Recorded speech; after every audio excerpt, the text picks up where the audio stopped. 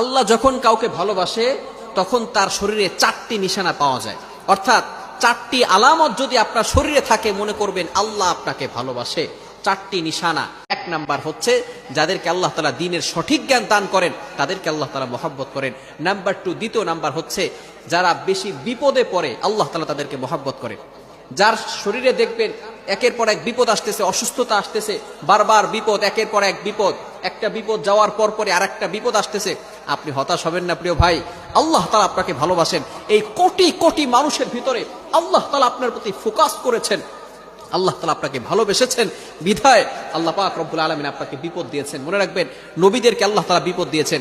ইব্রাহিম আলাইহিস সালাম খলিলুল্লাহ এবং মিল্লাত আবিকুম ইব্রাহিম, যিনি সকল মুসলিম উম্মাহের সকল মুসলমানদের পিতা এবং সকল মুসলমানদের লিডার নেতা, সুতরাং ইব্রাহিম আলাইহিস সালামকে আল্লাহ তাআলা সবচেয়ে বেশি কষ্ট দিয়েছেন।